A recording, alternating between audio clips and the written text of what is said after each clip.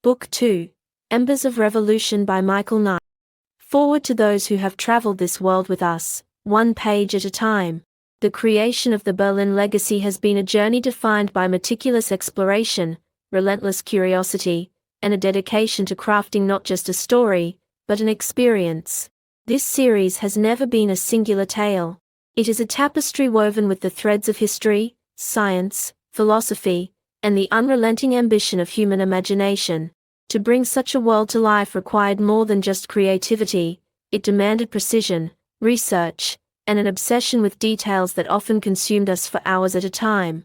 Every location, every piece of technology, every decision made by a character was forged in the fires of rigorous planning. To give life to a series spanning centuries, we needed encyclopedias of knowledge and archives of references. Ley-line energy? Entire systems of pseudoscientific rules were created to make it feel as tangible and volatile as the very air the characters breathe. Resurrected historical figures like Ramses II and Napoleon Bonaparte? We immersed ourselves in their legacies, deciphering their ambitions and reimagining how they would perceive a world dominated by technology and ancient energies. But the Berlin Legacy is not just about the epic scope of its narrative, it is about the smaller, human moments that tether us to the characters.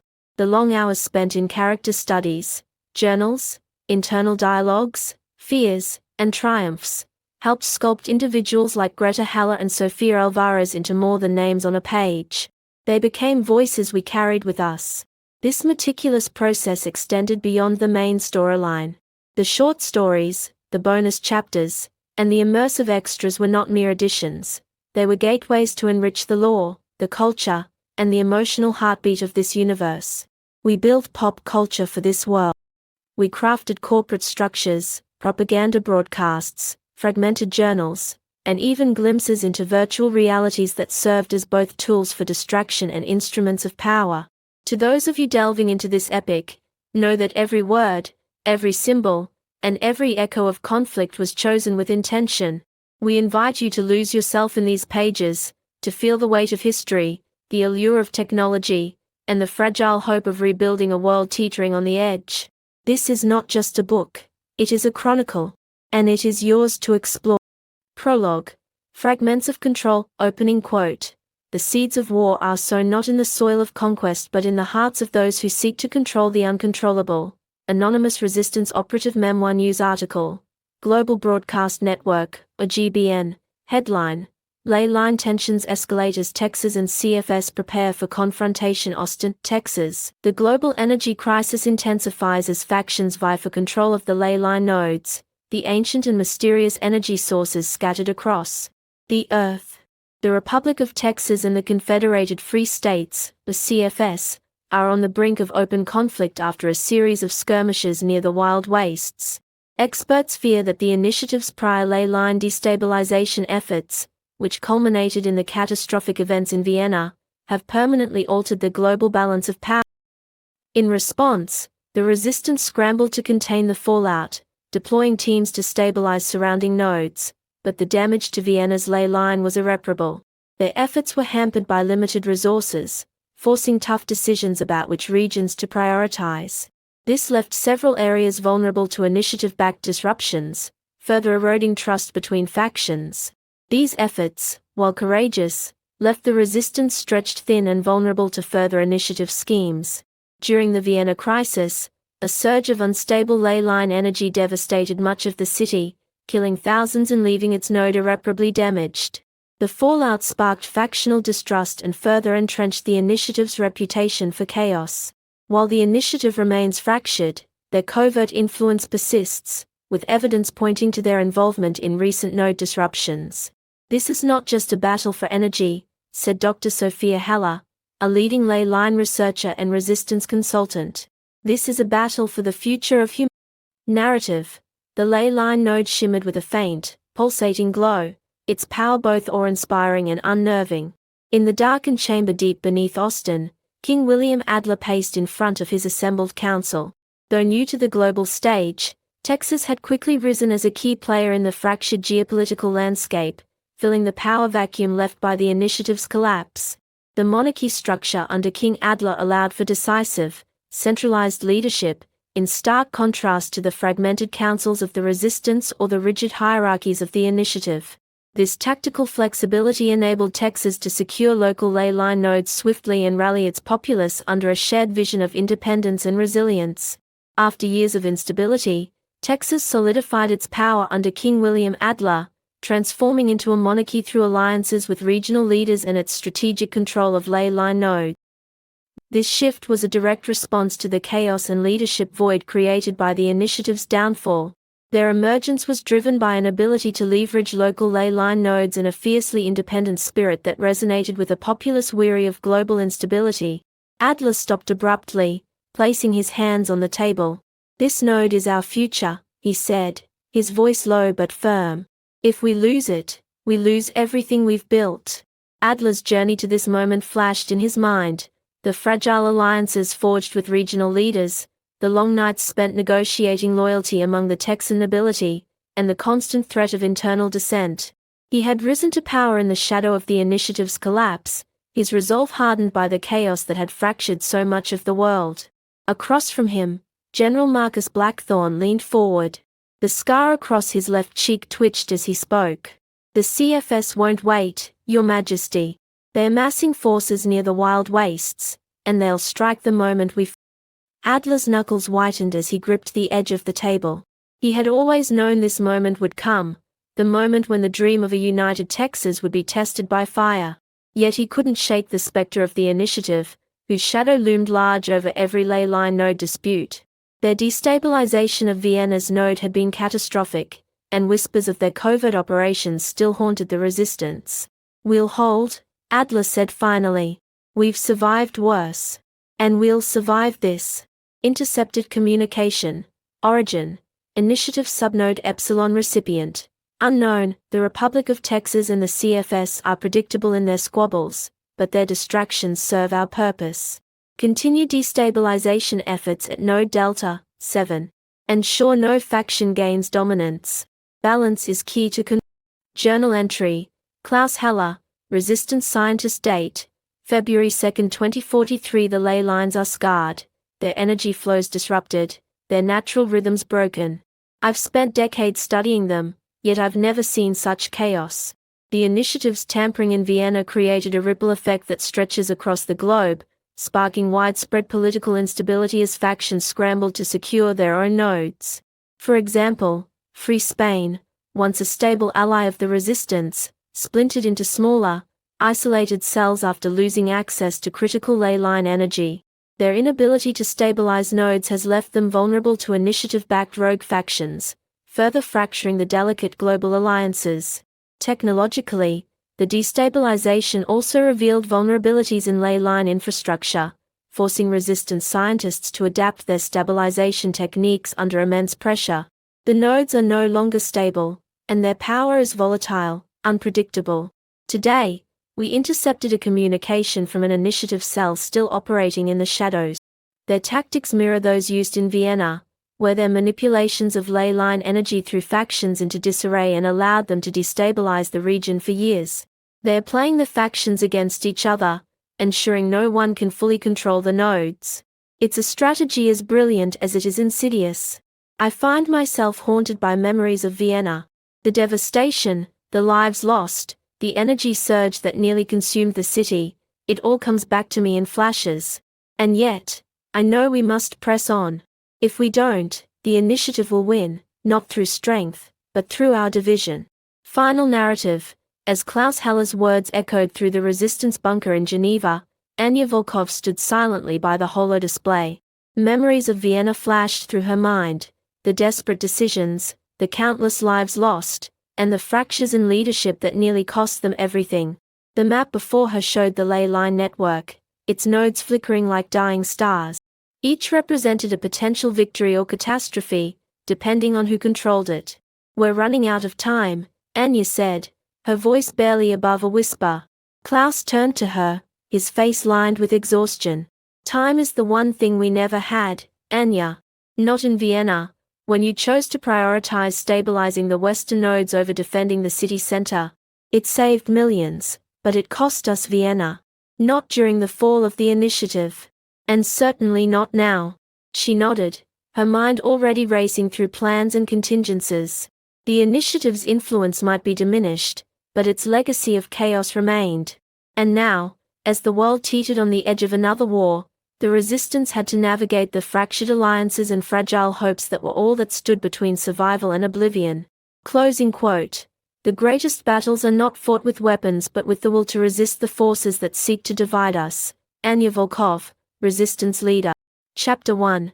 Echoes of the Past, opening quote. The past is a ghost that haunts the present, whispering warnings and echoing with the weight of choices made. Klaus Heller, Resistance Archives, 2042 news article. Global Broadcast Network, or GBN, headline. Ley-line tensions escalate as Texas and CFS prepare for confrontation. Austin, Texas. The global energy crisis intensifies as factions vie for control of the ley-line nodes, the ancient and mysterious energy sources scattered across the Earth. The Republic of Texas and the Confederated Free States, the CFS, are on the brink of open conflict after a series of skirmishes near the Wild Wastes. Resistance leaders have expressed growing concerns over the involvement of independent ley-line cults, whose unpredictable behavior and unorthodox technology pose an additional threat. The Vienna ley-line stabilization effort was a turning point. The cultists' sabotage during that operation forced the resistance to rethink its entire strategy for handling ley-line disruptions and rogue factions. Their interference nearly triggered a catastrophic chain reaction, highlighting their recklessness and growing influence. These concerns were heightened after the cult's interference during the Vienna ley-line stabilization efforts, where their experimental devices nearly caused a catastrophic chain reaction. Dr. Sofia Heller of the Resistance's scientific division noted that the cult's experiments with ley-line energy have created hazardous disruptions, including the recent surge that wiped out a CFS scouting team near Node Alpha 3. Intro Extra. Excerpt from a Resistance Intelligence Report. Subject. Analysis of Texas CFS conflict. Date. January 5, 2043. Classification. High priority. The escalating tensions between Texas and the CFS are rooted in a complex interplay of factors. Ley-line control. Both factions see control of the ley-line nodes in the Wild Wastes as crucial for their energy security and economic dominance. Ideological differences. The Republic of Texas, under the rule of King William Adler, embraces a traditionalist monarchy, while the CFS, led by the recently activated clone of Abraham Lincoln, advocates for a more democratic and technologically advanced society. Initiative manipulation. Evidence suggests that remnants of the Phoenix Initiative are covertly manipulating both sides, seeking to destabilize the region and exploit the chaos for their own gain. Recommendations. The resistance should avoid direct involvement in the conflict, focusing instead on monitoring the situation and gathering intelligence on initiative activities. Explore potential opportunities to mediate between Texas and the CFS, emphasizing the need for cooperation and stability in the face of a common enemy. Narrative. Timestamp. January 10, 2043, 1400 hours. The wind howled across the desolate landscape, whipping up clouds of radioactive dust that swirled like phantom dancers across the irradiated plains. The Wild Wastes, a scar etched across the heart of North America, stood as a stark reminder of the destructive power of unchecked ambition. The cracked soil beneath General Marcus Blackthorn's boots radiated heat as he crouched near the edge of the ridge. The weight of leadership pressed heavily on his shoulders, as it always did in moments like this. He remembered the chaos of Vienna, the desperate calls for reinforcements, the agonizing decisions that had cost lives, and the haunting aftermath of failure. Blackthorn had sworn to never let that happen again, to carry the burden of those choices so no one else would have to. Here, on the edge of another disaster, he felt that oath being tested yet again. How many? He asked, lowering his binoculars and turning to Luca Kane, a young resistance fighter beside him. I counted 15, sir, Luca replied, his tone tight with nerves. But there's movement in the east quadrant. Could be more. Blackthorn nodded, his gaze returning to the ley-line node below. It pulsed with faint, erratic light, surrounded by makeshift barricades erected by a local cult. Their crude equipment buzzed and sparked dangerously close to the node's energy field. Timestamp. January 10, 2043, 1800 hours. We'll move at dusk, Blackthorn said, rising to his full height. If they're destabilizing the node, We can't afford to wait any longer. Journal entry. Luca Kane, Resistance Soldier. Date: January 10, 2043. I've seen ley-line nodes before, but not like this one. It's fractured, like something's tearing it apart from the inside. General Blackthorne says it's because of the initiative's experiments in Vienna, but that was years ago. I remember when I first heard the stories. The senior fighters spoke about the chaos with a mix of awe and bitterness, the way the ley lines seemed to rebel against the interference, the desperate scramble to stabilize them. Hearing those accounts drove home what it meant to be part of the resistance, to face impossible odds and still push forward. That knowledge shaped me, made me want to be stronger, more prepared for when it was my turn to stand in the fire. It's strange to think that something I only heard about in briefings is still shaping the battles we fight today. The cultists don't seem to care about the danger. They are so focused on their rituals and their strange machines that they don't even notice how unstable the node is. I overheard one of them chanting about awakening the Earth's veins. It sounds like madness, but the look in their eyes, it's not just belief. It's desperation. Maybe that's what scares me the most. They're desperate enough to die for this. Final narrative. Timestamp: January 10, 2043, 2000 hours. The assault began just after dusk, the resistance team advancing under the cover of darkness. Blackthorne led the charge, his orders sharp and precise as the team dismantled the cultists' defenses with methodical efficiency. Explosions lit up the night as resistance grenades tore through barricades, and the cultists responded with wild, erratic gunfire. Lucas stayed close to Blackthorne, his heart pounding as they pushed toward the node.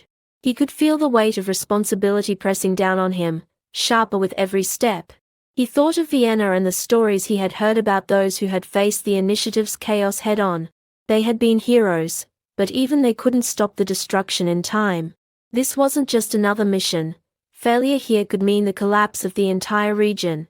Luca thought of the people relying on them, the families in the resistance camps who had no idea how fragile their hope truly was. If they failed, the node would fall into chaos, and with it, any chance for stability.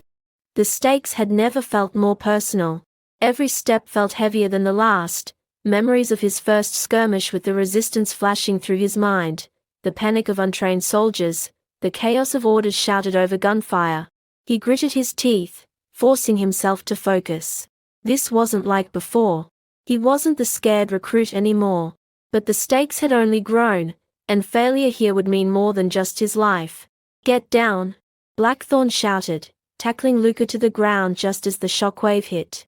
The air filled with the acrid smell of burnt ozone, and Luca's ears rang as he scrambled to his feet. When the dust cleared, the node's light had dimmed, its pulse irregular and weak. Blackthorne stood over the body of the cult leader, his expression grim. "They almost took it down," he muttered. If that node had gone, the entire region would have followed. Luca glanced around at the shattered remains of the cultists' camp. The resistance had won the skirmish, but it didn't feel like a victory. The node was still unstable, and the cost of stabilizing it, if it could be stabilized at all, was beyond his imagination. Outro extra. Excerpt from a Resistance Psychological Operations Report. Subject: Analysis of ley-line cultist ideology. Date: January 15, 2043. Classification: Confidential. The emergence of ley-line cults poses a unique challenge for the resistance. One of the most alarming recent incidents occurred near Node Beta 9, where a cult orchestrated a coordinated attack that overwhelmed local resistance defenses. Intelligence suggests that this assault was covertly encouraged by the initiative's remnants, who supplied the cult with reprogrammed Tesla robots and experimental ley-line disruptors. Their goal appears to be destabilizing key nodes to weaken resistance strongholds while sowing chaos among factions dependent on these energy sources.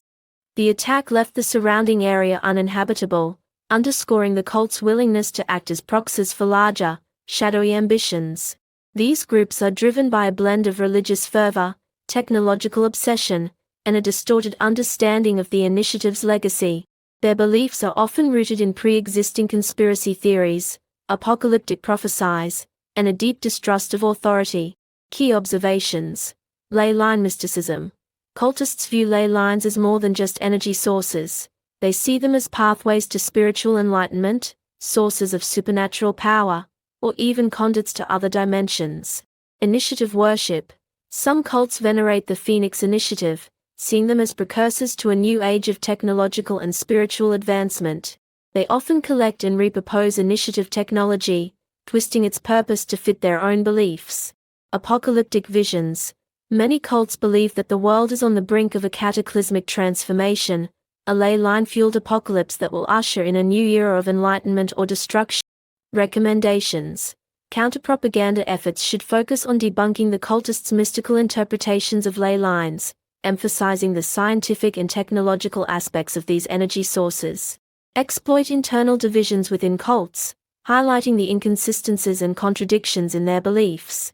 Engage with disillusioned cult members, offering them alternative pathways and a chance to contribute to a more stable and just future.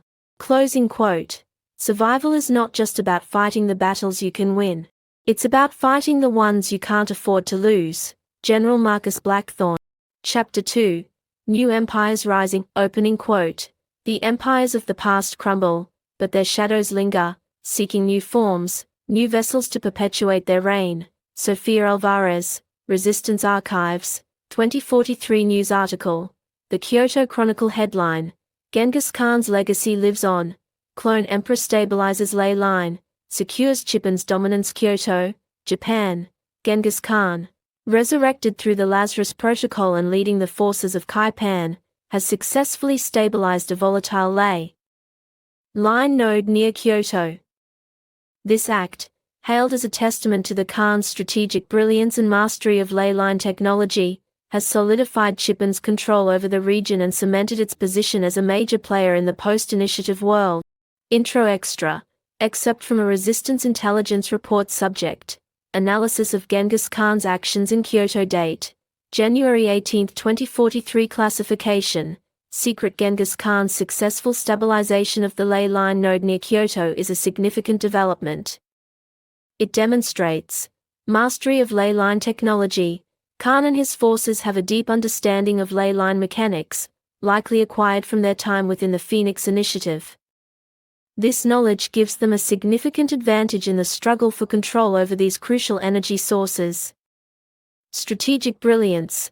Khan's actions were not merely a technical feat, they were a calculated move to solidify his power and expand his influence. He is using his control over ley lines to gain leverage over other factions and establish himself as a dominant force in the region. Ruthless efficiency. Reports indicate that Khan's forces employed brutal tactics to secure the ley line node, eliminating any potential rivals or threats. Unlike the Nordic faction, which relies on cooperative ley line networks to maintain stability across their territories, or Texas, where ley lines are tightly integrated into military command systems, Khan's approach centers on singular, authoritarian control. His tactics showcase an unyielding dominance over resources, leaving no room for dissent or shared governance. However, whispers of dissent have begun to surface within Kaipan itself. Some members of the population, while initially grateful for the stability Khan offers, now question his increasingly authoritarian methods. This undercurrent of resistance poses a potential fracture point that could be exploited by the resistance. However, whispers of dissent have begun to surface within Kaipan itself. Some members of the population, while initially grateful for the stability Khan offers, now question his increasingly authoritarian methods. This undercurrent of resistance poses a potential fracture point that could be exploited by the resistance. This ruthlessness is consistent with historical accounts of his reign and suggests a willingness to use any means necessary to achieve his objective. Recommendations. The resistance must closely monitor Khan's activities and assess his long-term ambitions. Explore potential alliances with factions threatened by Khan's expansion, including those within Kaipan who oppose his rule. Develop countermeasures to ley line manipulation techniques employed by Khan's forces. Narrative. Timestamp. January 20, 2043, Kyoto, Kaipan. The ancient city of Kyoto, once a haven of tranquility and tradition, now hummed with a nervous energy, a palpable tension that lingered beneath the surface of its meticulously maintained gardens and serene temples. The faint aroma of incense mixed with the acrid smell of burning fuel, while the distant hum of ley line machinery added a mechanical dissonance to the city's traditional soundscape. Overhead, Strings of red lanterns swayed gently in the breeze, their glow casting flickering shadows onto ancient cobblestones. The rhythmic clang of temple bells in the distance provided an eerie counterpoint to the metallic buzz of surveillance drones patrolling above, reminders of the ever-present watchful eyes of the Khan's regime. The chatter of subdued voices echoed through the streets, punctuated by the sharp commands of soldiers and the rhythmic clink of their boots on stone pathways. The streets, once thronged with tourists and pilgrims, were now patrolled by soldiers clad in the black and gold of the Khan's army, their faces hardened, their eyes constantly scanning for any sign of dissent. Aiko adjusted the silk scarf around her neck, pulling it higher to conceal the small resistance insignia tattooed beneath her ear. She moved with the crowd, her senses alert, absorbing the sights and sounds of the occupied city. The air crackled with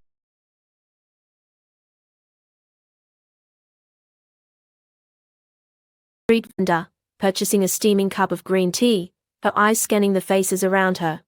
An elderly woman, her face etched with worry, clutched a small prayer wheel, her lips moving silently. A young couple, their eyes downcast, hurried past, their hands clasped tightly together. A group of children, their laughter muted, played a game of shadows in the flickering light of a street lamp. Everywhere she looked, Aiko saw the weight of the Khan's presence, the suffocating grip of his power. Her mission was simple: to observe the Khan's movements, to gather intelligence on his plans, to report back to the resistance. But as she delved deeper into the heart of Kaipan, she realized that her mission was becoming increasingly complex. The lines between friend and foe were blurring, the motivations of those around her shrouded in layers of secrecy and deceit. The Khan was a master manipulator, a strategic genius who understood the power of fear and the seductive allure of a promised future. His recent suppression of resistance efforts near Osaka was a chilling reminder of his ruthlessness. There, he leveraged a combination of misinformation campaigns and ley-line disruptions to disorient local operatives, drawing them into a trap that decimated their ranks. He had studied the fractures left in the resistance after the initiative's fall, identifying weaknesses he could exploit. In Vienna, he had seen how desperation could fracture alliances, and now he mirrored those tactics, promising unity to some while sowing distrust among others. He had secured his control over Kaipan by exploiting the chaos left in the wake of the initiative's collapse, offering a vision of order and stability to a population desperate for leadership. He had stabilized the volatile ley-line nodes, providing much-needed energy to a resource-starved world. And he had ruthlessly eliminated any opposition, silencing any voices that dared to question his authority. Journal entry: Aiko Sato, Resistance Operative Date, January 20, 2043. The streets are filled with soldiers, their faces hardened, their eyes wary. They are Khan's men, loyal to the resurrected emperor who rules this land with an iron fist. The people whisper of his power, his ruthlessness, his ambition. Some revere him as a savior, a leader who will restore order to a fractured world. Others fear him, seeing him as a tyrant in the making, a ghost of the past returned to haunt the present. I walk among them, a shadow in the crowd, my true allegiance hidden beneath a mask of compliance. Every step I take feels like a gamble, every glance from a soldier a potential death sentence. The weight of their gazes presses on me, and I fight to keep my breathing steady. My mind runs through contingency plans, escape routes, coded signals, anything to protect my mission if I'm discovered. I remind myself that my purpose here is greater than my fear, but the thought of capture sends a cold shiver down my spine. They would break me, and with me, the fragile trust the resistance has worked so hard to build in this region. I can't afford a mistake. Discovery here wouldn't just mean my end, it would compromise the resistance itself. I am here to observe, to gather intelligence, to understand the mind of this man who holds the fate of so many in his hands.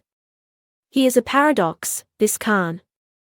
He speaks of unity, of strength, of a glorious future for Kaipan, yet his methods are brutal, his grip on power absolute. He tolerates no dissent, crushes any opposition with swift and merciless efficiency. I wonder, is this the future we fought for? Is this the world we bled and died to create? A world ruled by fear, where the echoes of the past dictate the course of the present. Outro extra, excerpt from a Resistance Tactical Analysis Report. Subject: Countering Ley-line Manipulation Tactics. Date: January 25, 2043 classification, eyes only. Resistance Command. The following analysis outlines Genghis Khan's suspected ley-line manipulation techniques and potential countermeasures. The resistance has already encountered similar methods in past confrontations, such as the Vienna destabilization, where ley-line interference nearly led to catastrophic regional collapse. This event forced the resistance to rethink its defensive protocols, leading to the development of early ley-line shielding technology and rapid deployment teams specialized in stabilization efforts. Khan's tactics build on these dangerous precedents, requiring an evolution of these countermeasures to address his more aggressive and precise manipulations. Khan's tactics build on these dangerous precedents: node overload, inducing controlled energy surges to disrupt enemy infrastructure or create localized chaos. Countermeasure: develop shielding technologies to protect critical infrastructure and train operatives in rapid response protocols to minimize damage. Synchronization disruption: manipulating ley-line frequencies to interfere with enemy communications and coordination. Countermeasure: implement redundant communication systems and develop frequency hopping technologies to counter interference. Mental manipulation: exploiting ley-line resonance to influence emotions, perceptions, and potentially even thoughts. Countermeasure: conduct research into shielding technologies to protect individuals from mental manipulation and develop counter-propaganda strategies to address misinformation. Recommendations: establish a dedicated research and development team to investigate ley-line phenomena and develop countermeasures to manipulation techniques. Train operatives in ley-line awareness and defense protocols. Disseminate information to the public about the potential dangers of ley-line manipulation and the importance of responsible stewardship of these powerful energy sources. Closing quote. The empires of the past may crumble, but their ghosts linger, their ambitions seeking new forms, new vessels to perpetuate their reign. We must be vigilant, for the fight for freedom is never truly over. Sofia Alvarez, Resistance Transmissions, 2043. Chapter 3. A Fractured Legacy, opening quote. To rule oneself is a challenge, to rule a nation, a burden, to rule a world, a curse. Queen Christina, Nordic Alliance Archives, 2043 news article. The Nordic Times headline: Nordic Alliance remains neutral amidst global ley-line disputes. Queen Christina emphasizes diplomacy and self-reliance. Oslo, Norway. As tensions escalate across the globe over control of the vital ley-line network, the Nordic Alliance, led by Queen Christina of Sweden, maintains a steadfast commitment to neutrality. Queen Christina, renowned for her historical legacy of political and social reforms, has emphasized diplomacy and self-reliance as the guiding principles for the alliance's survival in a fractured world. Intro Extra, excerpt from Resistance Intelligence Report. Subject: Assessment of the Nordic Alliance's position. Date: January 25, 2043. Classification: Secret. The Nordic Alliance's stance of neutrality presents both opportunities and challenges for the resistance. Strategic advantage: the Alliance's control over vital ley-line nodes in the North Sea and Arctic regions makes them a valuable potential ally. Their neutrality could provide a safe haven for resistance operations and a crucial source of resources. Ideological divide: the Alliance's emphasis on self-reliance and their historical aversion to interventionism could limit their willingness to actively engage in the fight against emerging threats like Genghis Khan. Internal tensions: despite their unified front, internal tensions exist within the Alliance, particularly between those who favor active intervention and those who advocate for strict neutrality. Recommendations: establish diplomatic channels with Queen Christina and key figures within the Alliance to foster understanding and explore potential areas of cooperation.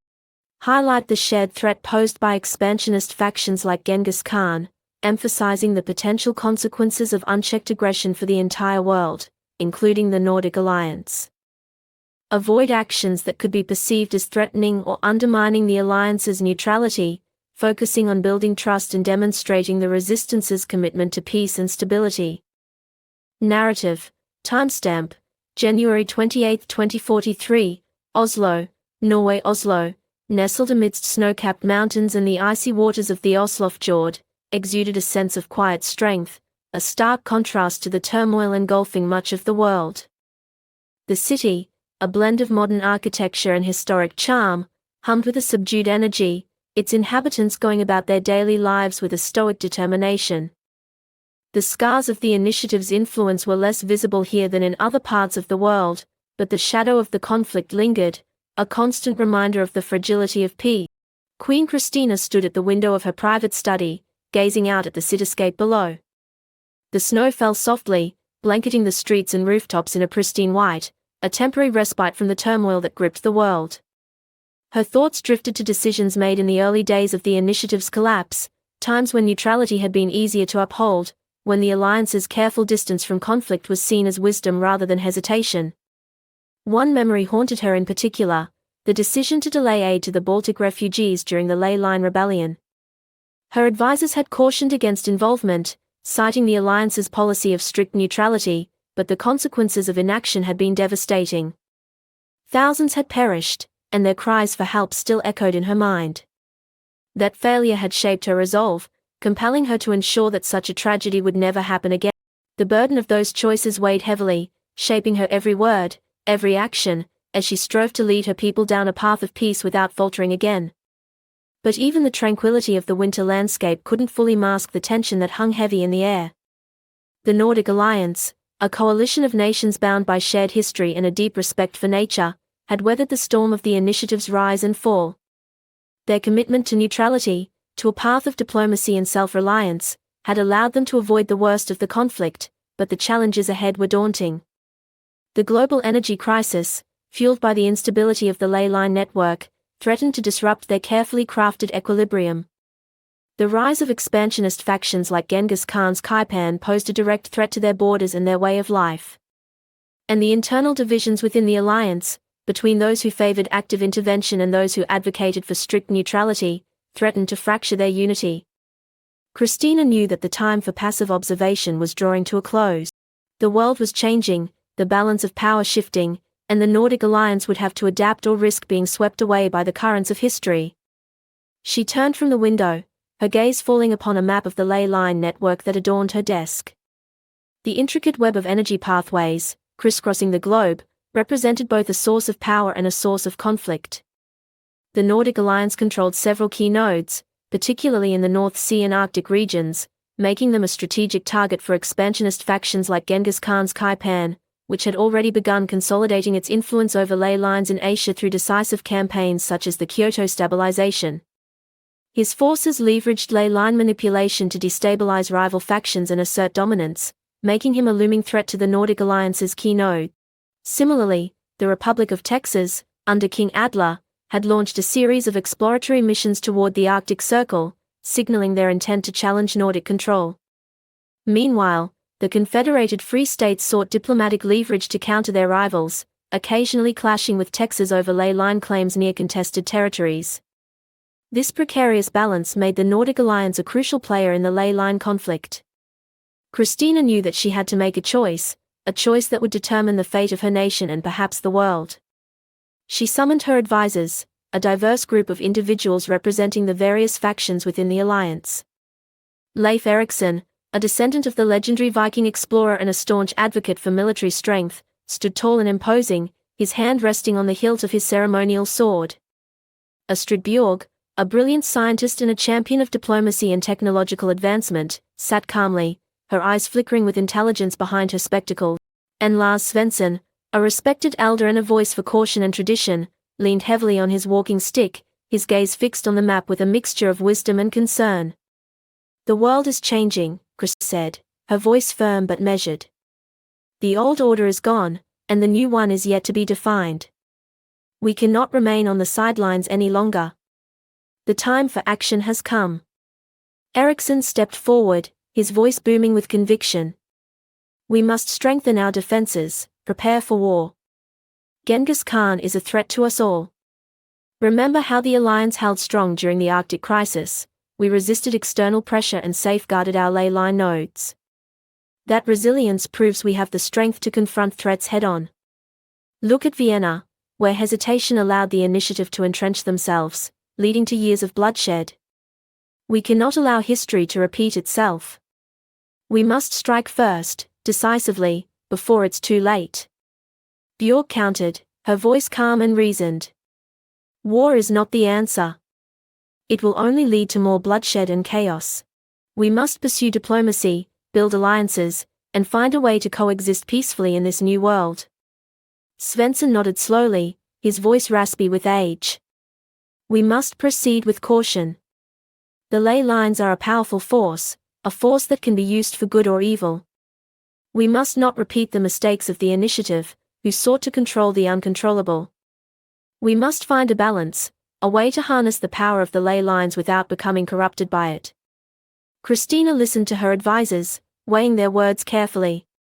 She knew that each of them spoke from a place of conviction, a desire to protect their nation and their way of life. But she also knew that their paths diverged, their visions of the future clashing like tectonic plates. She rose from her chair, her gaze sweeping across the room, her voice echoing with the weight of her decision. We will not abandon our neutrality, she declared. But neutrality does not mean inaction. We will strengthen our defenses, but we will also pursue diplomacy. To ensure this balance, we must address the divisions within our own ranks. I will establish a council tasked with mediating these internal differences and fostering unity among our people. This council will include voices from across our alliance, representing both those who advocate for intervention and those committed to strict neutrality, to ensure every perspective is heard and considered. Through structured dialogue and compromise, we will prevent discord from weakening our resolve. We will explore the potential of the ley lines, but we will do so responsibly, ethically, with the utmost respect for the delicate balance of nature. She turned back to the map, her finger tracing the ley line pathways, her eyes fixed on the horizon. The future is uncertain, she said. But one thing is clear, the Nordic Alliance will forge its own destiny. Outro extra.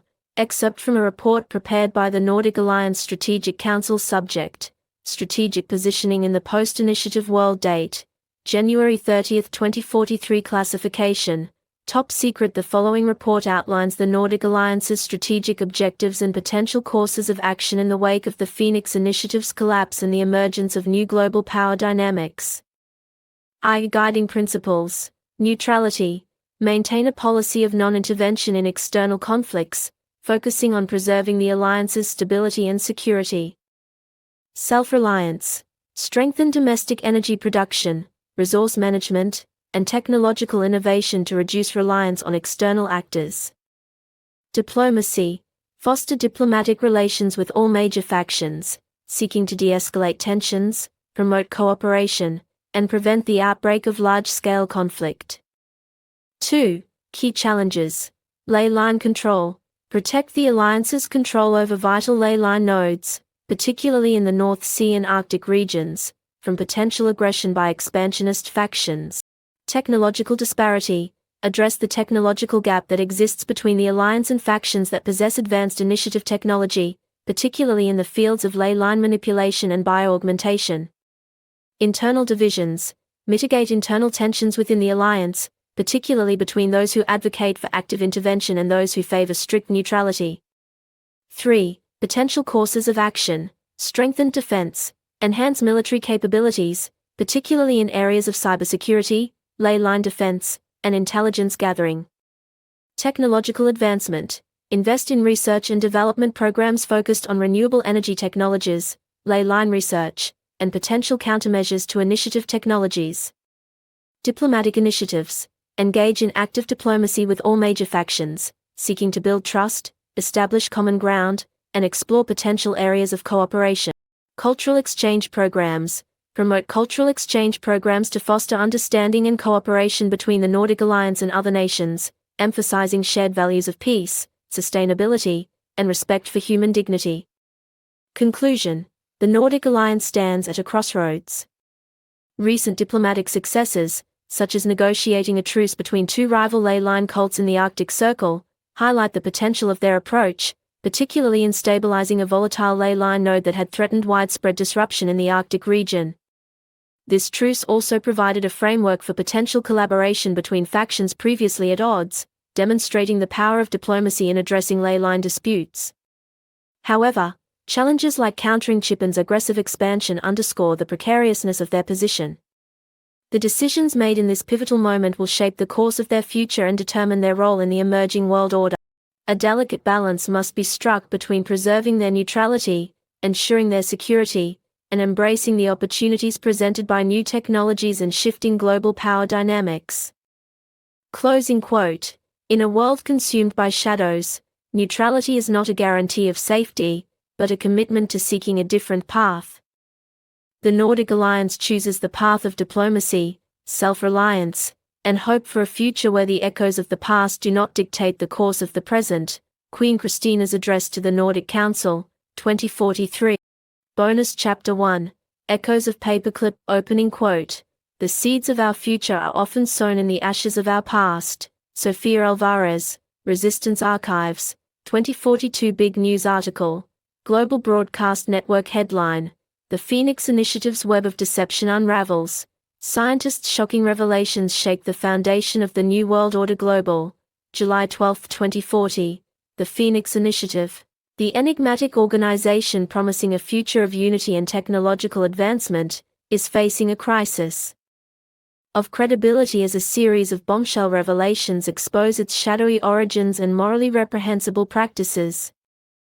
Among the most shocking revelations is the discovery of Protocol Omega, a classified initiative program aimed at manipulating human behavior through neural implants embedded in unsuspecting populations. This revelation, along with others, has thrown the world into chaos. Dr. Klaus Heller, once hailed as a visionary pioneer in cellular regeneration and a leading figure within the initiative, has become a whistleblower, leaking classified documents and insider accounts that paint a chilling picture of the organization's true agenda. Heller's motivations stem from deep regret over the initiative's perversion of his life's work and a desperate need to atone for the unintended consequences of his research.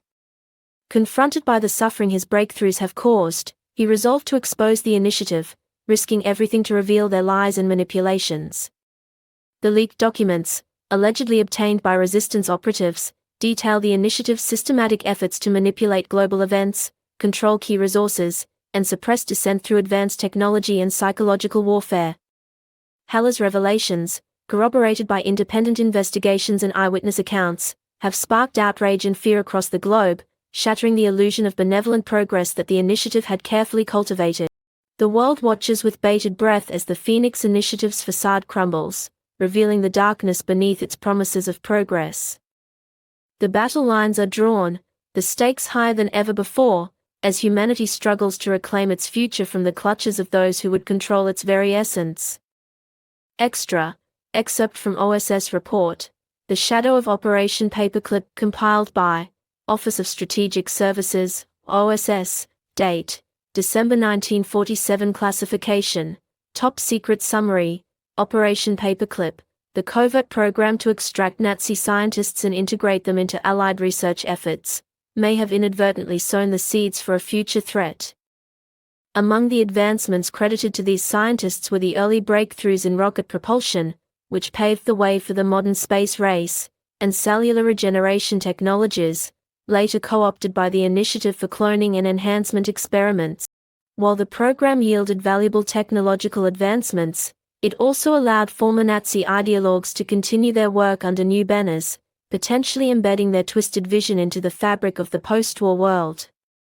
Dr. Klaus Heller, a brilliant biochemist with expertise in cellular regeneration, was among those recruited. While his initial contributions were deemed valuable, recent intelligence suggests that Dr. Heller may have maintained contact with former Nazi colleagues, raising concerns about the potential resurgence of their dangerous ideology. Extra. Fragment of Klaus Heller's wartime journal, recovered by resistance operatives, entry date, April 15, 1945. The world is collapsing around us, but the Führer assures us that this is not the end. Project Phoenix, our final hope, will ensure that the Reich's legacy endures. The initiative included not only cellular regeneration but also neural reprogramming to create obedient supersoldiers, ley-line manipulation to weaponize ancient energy sources, and experimental teleportation technology. These groundbreaking yet dangerous advancements promised power beyond the wildest dreams of our enemies. My research, though initially deemed insignificant, has become a cornerstone of Project Phoenix. Cellular regeneration, the ability to heal wounds, to extend life, to enhance human capabilities, the possibilities are limitless. The Führer sees it as the key to creating a superior race, a master race capable of conquering time itself. I am torn. The potential of my work is undeniable, but the ends to which it is being applied fill me with dread.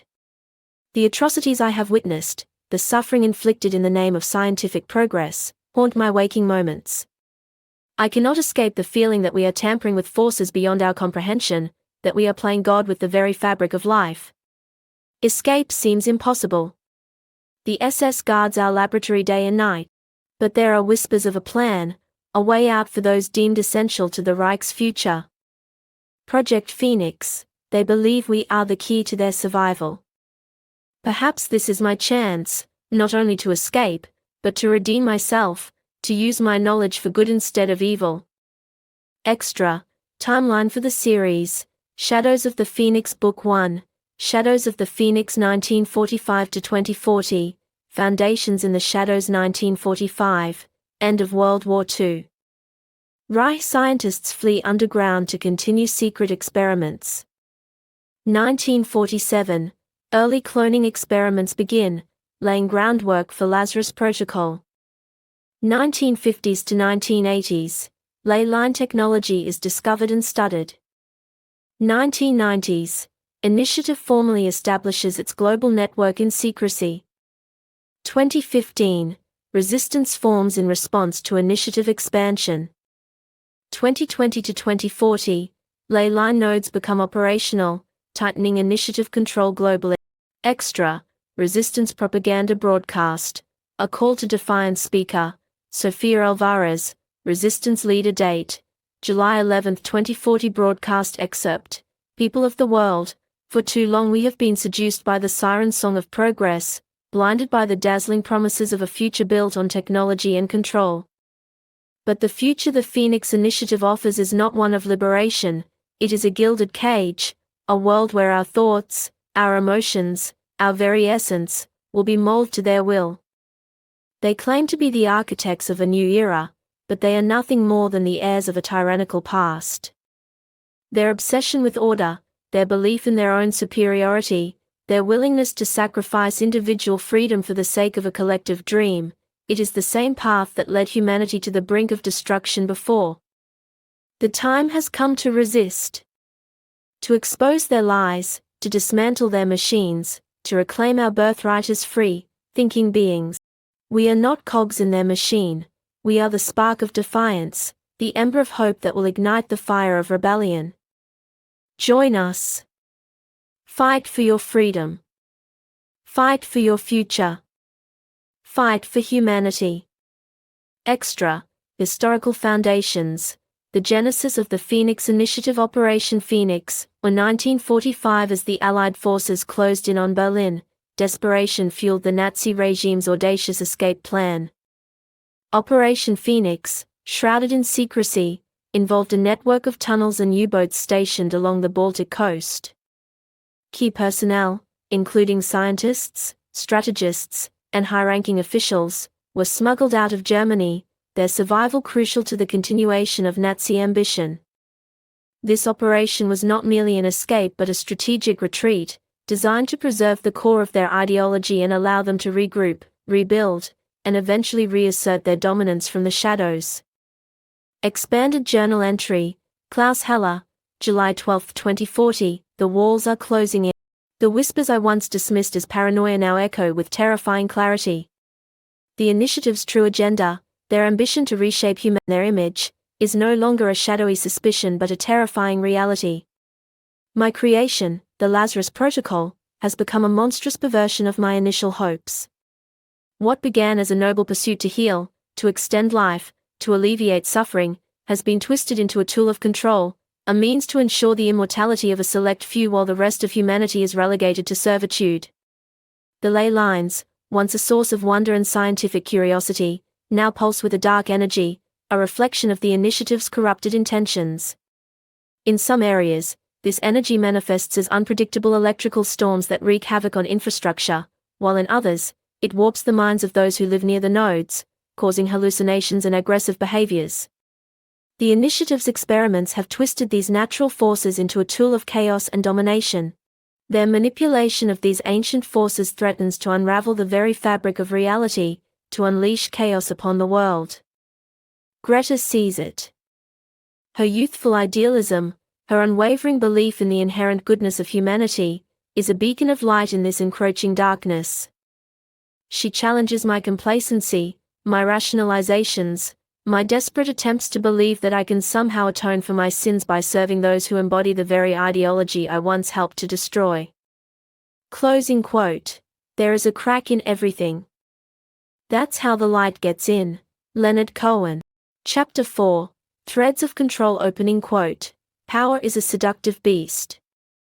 It whispers promises of control, of order, of a world shaped according to one's will. But those who listen too closely often find themselves consumed by its insatiable hunger. Klaus Heller, Resistance Archives, 2044 news article. The Berlin Chronicle headline, The Reich Resurgent, Hitler clone consolidates power, Initiative remnants reorganize. Berlin, Germany. 5 years after the Phoenix Initiative's collapse, the world watches with growing unease as the Fourth Reich, under the leadership of Adolf Hitler's clone, consolidates its power in the heart of Europe. Whispers of initiative remnants regrouping under the Reich's banner have become a chilling reality, raising concerns about a resurgence of the tyrannical ideology that once threatened global stability. The Reich, leveraging advanced technologies salvaged from the initiative's ruins, has tightened its control over ley-line nodes in Central Europe. These nodes now power their advanced weaponry, including automated Tesla tanks capable of unparalleled precision, and create energy surges that destabilize nearby resistance outposts. The Reich's use of these nodes for both defense and aggressive posturing has raised tensions with neighboring factions, sparking skirmishes in the contested Alpine corridor. The Nordic alliance has increased patrols along its southern border, wary of potential incursions, while Free Spain has begun covertly supplying resistance cells in Central Europe with equipment to disrupt ley-line operations. Meanwhile, Kaipan has dispatched envoys to assess the Reich's activities, signaling a cautious interest in the region's strategic developments. While many hoped the initiative's downfall would herald a new era of peace, the Reich's rise serves as a stark reminder of the resilience of authoritarianism. Intro Extra. Excerpt from a Resistance Intelligence Report. Subject: Assessment of the Fourth Reich's Resurgence. Date: February 1, 2040. For classification: Top Secret Summary. The resurgence of the Fourth Reich, led by Hitler's clone, poses a significant and multifaceted threat to global stability and the resistance's goals. Recent reports indicate that the Reich deployed advanced Tesla drones to crush a rebellion in the Bohemian territories. The rebellion, led by a coalition of former initiative defectors and local resistance fighters, sought to reclaim ley-line nodes and disrupt the Reich's supply chains. Despite their determination and innovative tactics, the rebels were overwhelmed by the drones' precision strikes and the Reich's relentless countermeasures, demonstrating their technological dominance and ruthless efficiency. This brutal suppression has sent shockwaves through neighboring factions, further solidifying the Reich's reputation as a force to be reckoned with. Ideological continuity. The Reich's leadership, despite being a clone, embodies the core tenets of Nazi ideology, a belief in racial superiority, authoritarianism, and a desire for global domination. This ideology, coupled with advanced technology, creates a dangerous combination that echoes the darkest chapters of human history. Technological prowess. The Reich has inherited a significant portion of the initiative's technological legacy, including expertise in ley-line manipulation, advanced weaponry, and potentially even remnants of the Lazarus Protocol. This technological advantage allows them to project power, suppress dissent, and potentially develop even more dangerous weapons. Strategic alliances. The Reich is actively forging alliances with other factions, particularly those disillusioned with the post-initiative world order and seeking a return to stability through authoritarian rule. These alliances, while potentially fragile, could significantly expand the Reich's influence and resources. Propaganda and manipulation. The Reich has resurrected the initiative's propaganda machine, using it to spread fear, sow discord among other factions, and justify its expansionist policies. Their control over information channels within their territory makes it difficult to counter their narratives and reach those who might be susceptible to their ideology. Recommendations. 1. Infiltration and intelligence gathering. The resistance must prioritize infiltrating the Reich's inner circle to gather intelligence on their plans, capabilities, and potential weaknesses. Understanding their decision-making processes and identifying potential points of leverage is crucial for developing effective counter-strategies. 2. Disruption and sabotage. Target the Reich's technological infrastructure, particularly their ley-line control facilities and research labs. Disrupting their access to energy and hindering their technological development will slow their expansion and limit their ability to project power. 3. Counterpropaganda and information warfare. Expose the Reich's true nature, highlighting the dangers of their ideology and the parallels to the historical atrocities committed by the Nazi regime. Disseminate this information through clandestine channels, reaching those within the Reich's sphere of influence and alerting the global community to the threat they pose. 4. Alliance building. Explore potential alliances with factions opposed to the Reich's expansion, including those who have first-hand experience with the horrors of Nazi ideology. A united front against the Reich, while challenging to forge given the fractured nature of the world, is essential for containing their ambitions. Narrative timestamp: February 10, 2044, Berlin, Germany. The Reichstag building. The Reichstag, a symbol of German power and resilience, stood bathed in the harsh glow of floodlights, its facade casting long shadows across the snow-covered plaza. Within its hallowed halls, a ghost of the past was stirring, its voice echoing with the chilling familiarity of a bygone era. Journal entry: Eva Richter, February 10, 2040. For the weight of history presses down on me, a suffocating legacy I can neither escape nor fully embrace. I am a paradox, a contradiction, a clone, a replica, yet imbued with the memories, the ambitions, the very essence of the man who nearly plunged the world into darkness. I see it in their eyes, the fear, the awe, the hesitant flicker of recognition. They see him in me, the leader, the savior, the architect of a new world order. They cling to his promises of strength, of unity, of a future forged in the fires of their collective will. But I am not him. I am more. I am less. I am a reflection, distorted by time, by science, by the very act of my creation. I feel his echoes within me, the whispers of his ambition, his ruthlessness, his unwavering belief in the destiny of the Aryan race. It haunts every decision I make, like when I ordered the annexation of the Alpine Corridor. I felt his resolve pushing me forward, justifying the sacrifice of innocence for a greater purpose. But afterward, in the quiet of the night, I question whether it was truly my decision or his shadow steering my hand. That flicker of humanity within me rebels, a faint whisper against the roar of his legacy. I am trapped in a gilded cage, a prisoner of my own creation. I wield his power, his image, his legacy, as a shield against the chaos of the world. But at what cost? At the cost of my own soul? Narrative: The Grand Hall of the Reichstag was a sea of uniforms, the black and silver of the Reich's elite guard forming a stark contrast to the muted tones of the assembled dignitaries. The air thrummed with an undercurrent of anticipation, a palpable tension that mirrored the gathering storm clouds outside. Eva Richter, clad in a tailored black uniform that accentuated her sharp features and piercing blue eyes, stood at the podium, her gaze sweeping over the crowd.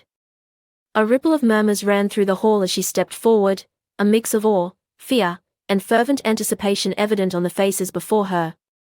Near the front, a loyalist officer, his chest adorned with medals, nodded with fervent approval, his face glowing with unshaken belief in Eva's vision.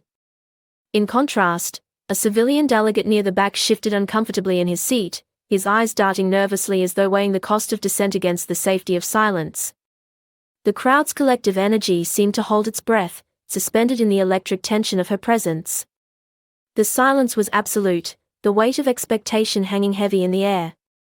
"My fellow Germans," she began, her voice a controlled blend of strength and charisma, a carefully crafted echo of the man whose legacy she embodied. "We stand at a pivotal moment in history. The world, fractured and weakened by the folly of the Phoenix Initiative, teeters on the brink of chaos. The weak, the indecisive, the enemies of progress, squabble over the scraps of power, their petty ambitions a threat to the very future of humanity. Outro Extra. Excerpt from a Resistance Communication Intercept source. Fourth Reich Internal Communications Network date. February 12, 2040 for classification. High priority content. From Reichsführer Eva Richter to Commandant Heinrich Himmler, a clone. Subject. Project Gotterdämmerung. Progress Report Heinrich. I am pleased to report that Project Gotterdämmerung is proceeding as planned. Our engineers have made significant progress in harnessing the ley-line energy nexus beneath Berlin. Unlike previous ley-line manipulations, such as the initiative's experiments in Vienna that caused catastrophic localized energy surges, this project aims to create a continent-wide energy network that amplifies both physical and psychological effects. The amplification matrix builds on those earlier trials but pushes their scope and precision to an unprecedented scale, aiming to influence not just infrastructure but entire populations. The amplification matrix is designed not only to channel massive power surges for weaponry but also to emit low-frequency ley-line resonances capable of subtly influencing the emotions and decisions of entire populations. We anticipate initiating the first phase of this unprecedented operation within the next month. This is the key to our ultimate victory, the fulfillment of the Führer's vision. We will create a new world, a world where the strong will rule, where the weak will perish, where the Aryan race will reign supreme. Heil Hitler. Eva Richter outro quote. The fight for freedom is never truly over. It is a constant struggle, a vigilance against the shadows that seek to consume the light. For Eva Richter, the echoes of control are not just a distant threat but a personal battle, a war within to reconcile her borrowed legacy with the future she seeks to create. Sofia Alvarez, Resistance Broadcast, 2040. Chapter 5. Ley-line Wars opening quote. To control the ley lines is to control the very lifeblood of the earth. And those who wield such power hold the destiny of nations in their hands. Ramses II, Zion Declarations, 2044 news article. The Jerusalem Times headline. Zion under siege. Ramses II defends Holy City against Initiative Incursion Jerusalem. Tensions erupt into open conflict as Initiative forces launch a surprise assault on Zion-controlled Jerusalem, a strategic hub in the global ley-line network. Ramses II, the resurrected pharaoh and self-proclaimed God-King of Zion, has vowed to defend the Holy City at all costs. Clashes between augmented Initiative troops and Zion's elite guard, utilizing advanced ley-line weaponry, are reported across the city, raising fears of a wider conflict that could engulf the entire region.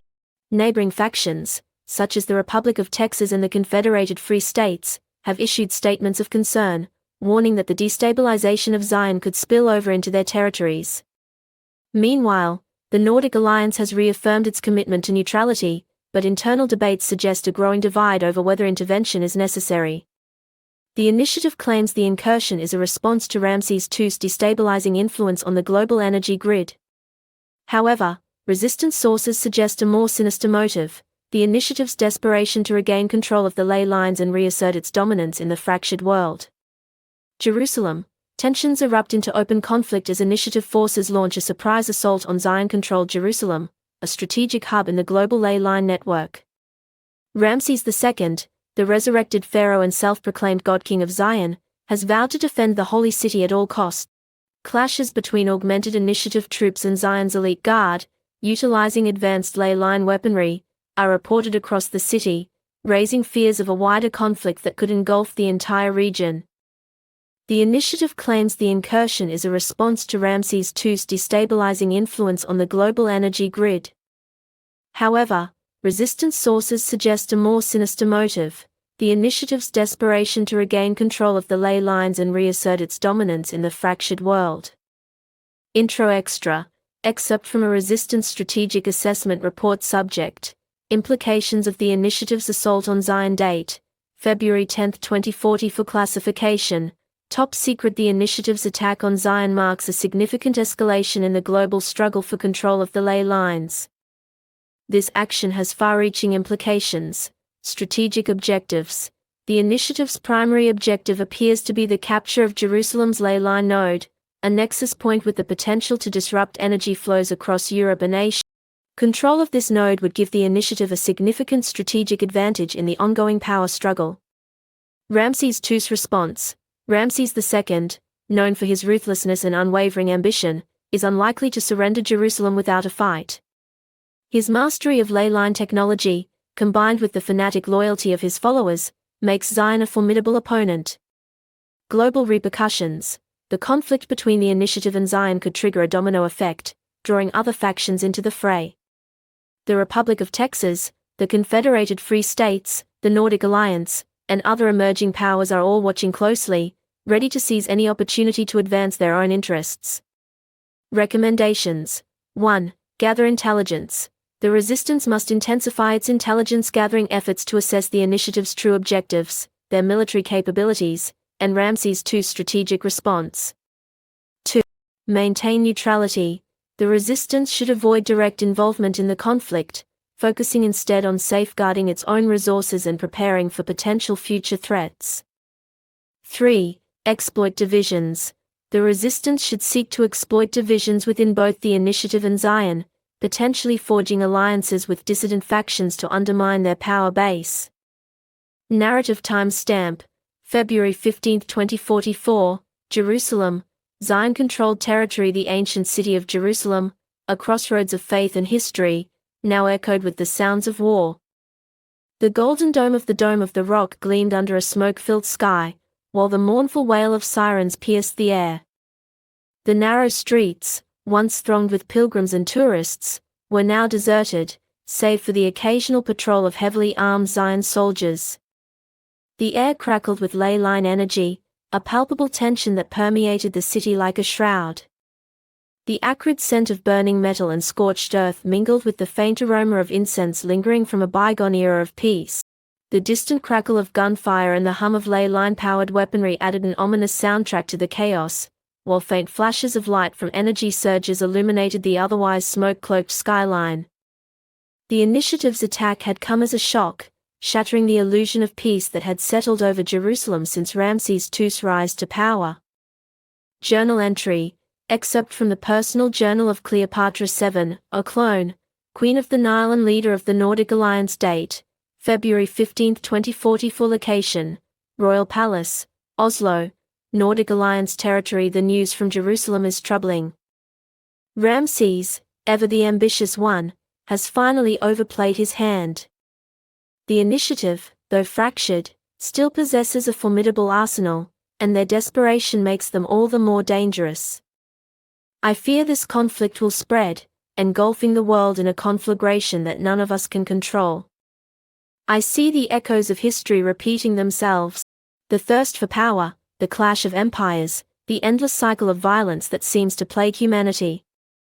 I remember the Battle of Actium, the cost of ambition and betrayal. Antony and I, driven by our desires and blinded by hubris, fell to Octavian's calculated ruthlessness. And now, I watch Ramses tread a similar path, his ambition threatening to consume all in its wake. I once believed that we, the resurrected ones, could break this cycle, that we could use our knowledge and experience to guide humanity towards a brighter future. But I was naive. We are as flawed as those who came before us.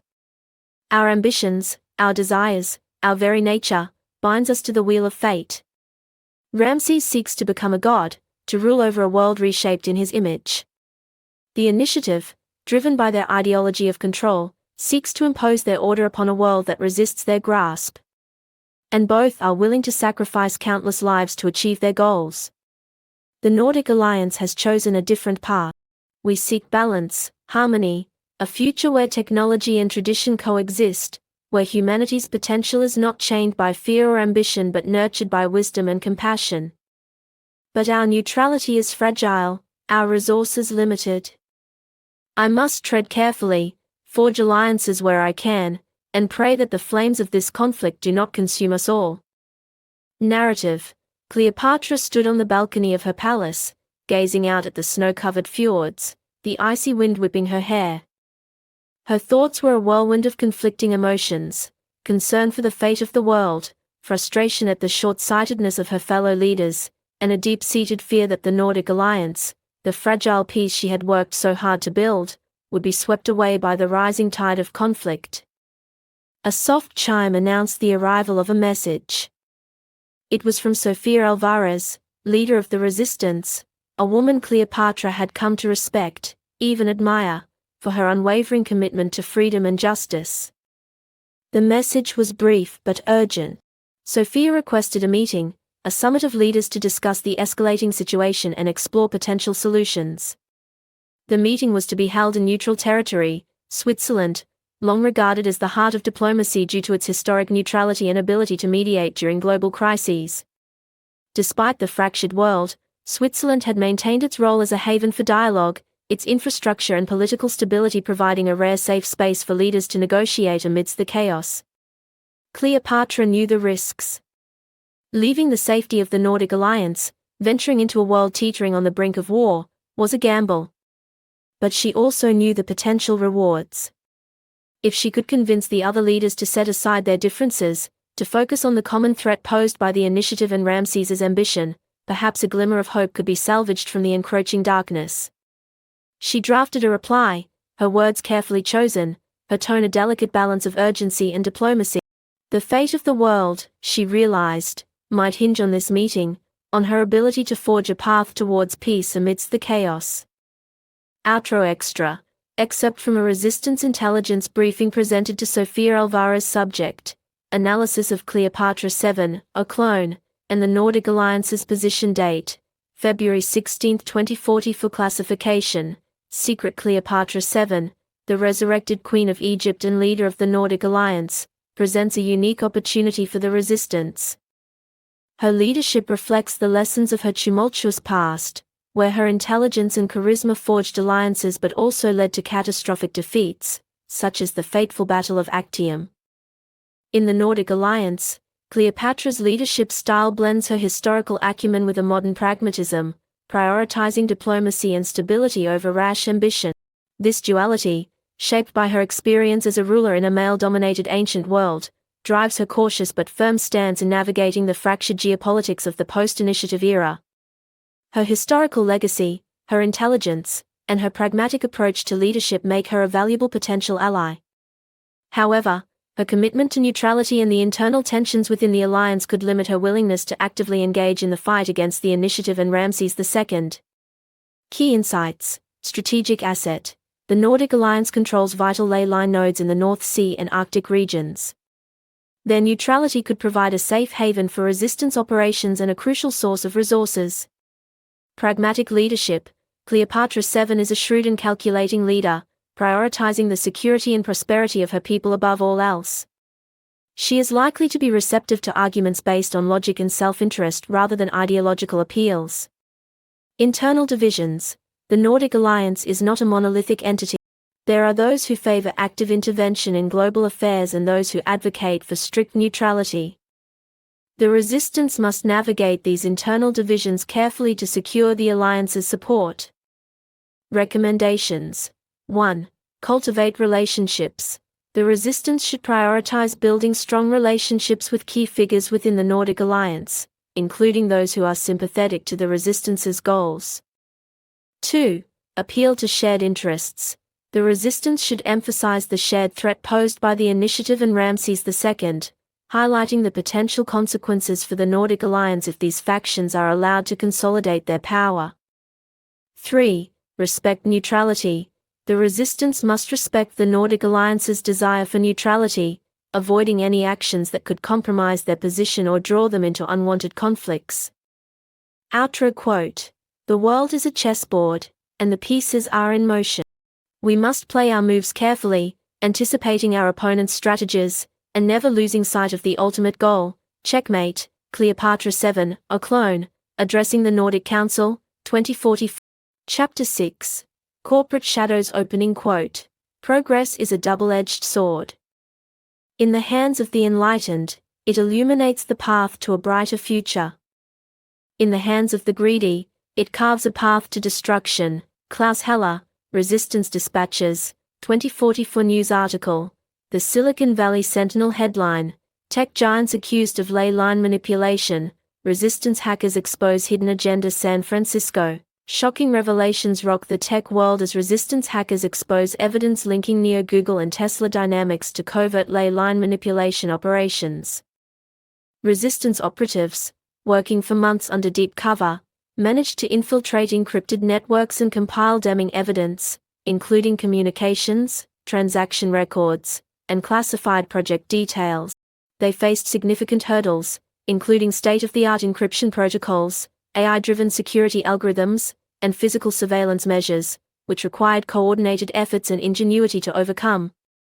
Leaked documents reveal a complex network of shell corporations, offshore accounts, and clandestine research projects designed to exploit ley-line energy for corporate gain. These projects include the construction of unregulated ley-line extraction hubs, covert development of weaponized energy systems, and experiments integrating ley-line energy into neural augmentation technologies with potentially devastating side effects. For example, in the remote highlands of Peru, a ley-line extraction hub collapsed, unleashing an electromagnetic surge that decimated local ecosystems and displaced entire communities, leaving a scarred landscape as a grim testament to corporate recklessness. Accusations of environmental damage, economic manipulation, and potential weaponization of ley-line technology have sparked outrage and calls for government investigations. Google and Tesla Dynamics deny any wrongdoing, claiming the leaked documents are fabrications intended to damage their reputations. However, the revelations have fueled public distrust of these tech behemoths and raised concerns about the unchecked power of corporations in the post-initiative world. Intro Extra, excerpt from a Resistance Intelligence Report subject. Corporate infiltration of ley-line technology. Date: March 15, 2040. For classification, secret. The initiative's collapse has created a power vacuum that corporations are eager to fill. Google and Tesla Dynamics, possessing vast resources and advanced research capabilities, are at the forefront of this corporate scramble for control of ley-line technology. Their motives are complex, driven by a combination of profit, power, and a desire to shape the future according to their own vision.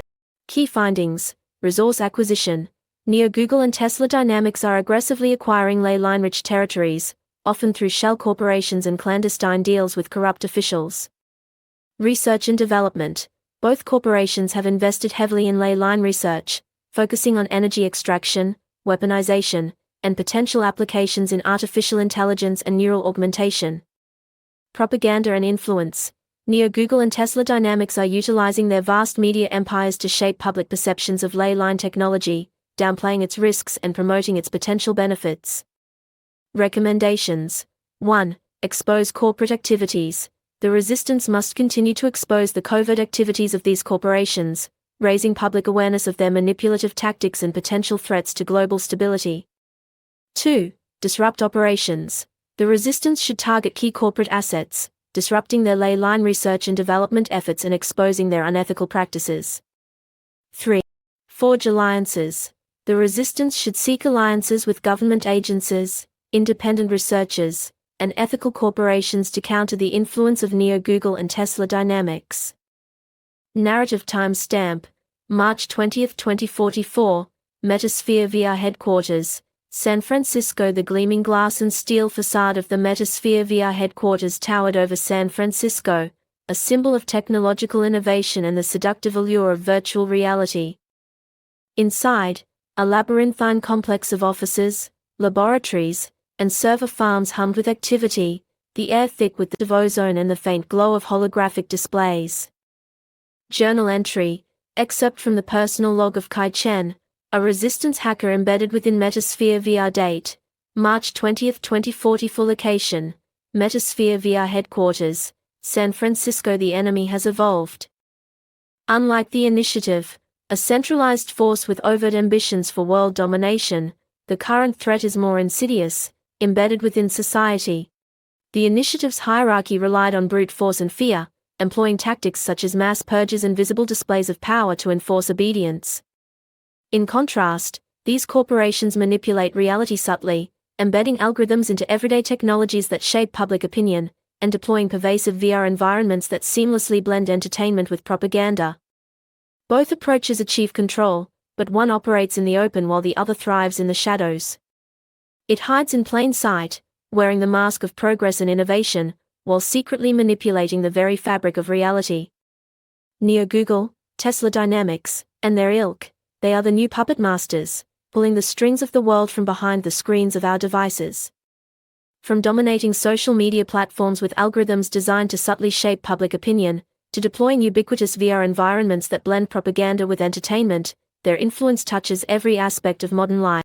Even the energy powering homes and devices is increasingly tied to their ley-line extraction operations, embedding their control into the foundation of daily existence. I infiltrated Metasphere VR, seduced by the promise of cutting-edge technology, the chance to be part of something transformative. But the deeper I delve, the more I see the darkness beneath the glittering surface. The whispers in the corridors, the hushed conversations about Project Chimera, the unsettling rumors of human experimentation. It chills me to the bone. The resistance, scattered and depleted after the fall of the initiative, struggles to adapt to this new enemy.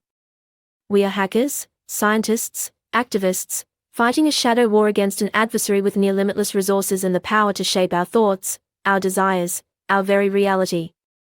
But we are not without hope. We have the truth on our side. We have the courage to expose their lies. We have the will to fight for a future where technology serves humanity, not the other way around. Narrative. Kai sat hunched over his workstation, his fingers flying across the keyboard, his eyes scanning lines of code scrolling across the screen. He was deep in the Metasphere VR network, navigating a virtual labyrinth of firewalls and security protocols, searching for the digital breadcrumbs that would lead him to the truth about Project Chimera. He had caught glimpses, fragments of information whispered in hushed tones, encrypted files hidden deep within the server farms. It was a puzzle, a digital jigsaw that hinted at something monstrous, something that violated the very core of his being. The pressure was immense.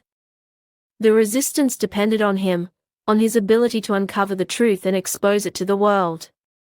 Failure was not an option. A notification flashed on his screen. An encrypted message from Sofia Alvarez, his contact within the resistance. Kai, we need to talk. Urgent. Meet me at the usual coordinates. Be careful. Kai's heart skipped a beat. Something was wrong. Sofia never contacted him directly unless it was absolutely necessary. He quickly erased his digital tracks, logged out of the system, and slipped out of the office, blending into the throng of employees leaving for the day. He knew the risks. The Metasphere VR headquarters was a fortress, its every corner monitored by surveillance cameras and patrolled by security drones. But he had to get to Sofia. He had to find out what was happening. He made his way to the designated meeting point, a secluded park on the outskirts of the city. Sofia was already there, her face grim, reflecting a storm of worry and determination. What's happened? Kai asked, his voice barely a whisper. Things are escalating, Sofia replied, her tone grave. Google and Tesla Dynamics are moving faster than we anticipated. They're consolidating their control over the ley lines, expanding their research into dangerous territories. What do you mean? Kai asked, a knot of dread forming in his stomach. They're experimenting with human augmentation, neural manipulation, even resurrection, with early reports suggesting devastating failures as well as eerie successes. Some test subjects have exhibited terrifyingly enhanced abilities, such as heightened reflexes and neural processing speeds, making them lethal operatives. Others, however, have succumbed to irreversible mental degradation, with reports of subjects experiencing violent psychosis and complete loss of identity, leaving them as hollow shells of their former selves. The human cost of these experiments raises profound ethical questions about their continuation. The implications of these experiments could reshape humanity, or destroy it entirely. Sofia's voice trembled slightly. They're trying to create a new breed of human, one that is subservient, compliant, controllable. A workforce that can withstand the effects of prolonged exposure to ley-line energy. Kai's mind reeled. The initiative's obsession with control, their resurrection of historical figures, the horrors of the Lazarus Protocol, it was all happening again, but this time, the enemy was more insidious, more deeply embedded within the fabric of society. We have to stop them, Kai said, his voice hardening with resolve. But how? They are too powerful, too well connected. We have to expose them, Sofia replied. The world needs to know what they are doing, what they are planning. We need to awaken the people, to ignite a fire of resistance that will burn away their web of lies. But they control the media, the information flow, Kai said, his voice laced with frustration. How do we get our message out? We use their own tools against them, Sofia said, a steely glint in her eye. We hack their networks, we leak their secrets, we disrupt their propaganda machine. We fight fire with fire. Outro extra. Excerpt from a confidential memo circulated among high executives at Neo Google, recovered by Resistance operative subject, Project Chimera, Progress Report and Strategic Outlook date, March 25, 2040 for classification, eyes-only Project Chimera is progressing ahead of schedule. Initial trials of the neural augmentation protocols have yielded promising results. Subjects exhibit enhanced cognitive function, increased resilience to ley-line energy exposure, and a marked reduction in independent thought and critical reasoning. We are entering a new era, one where human potential will be redefined, optimized for efficiency and productivity.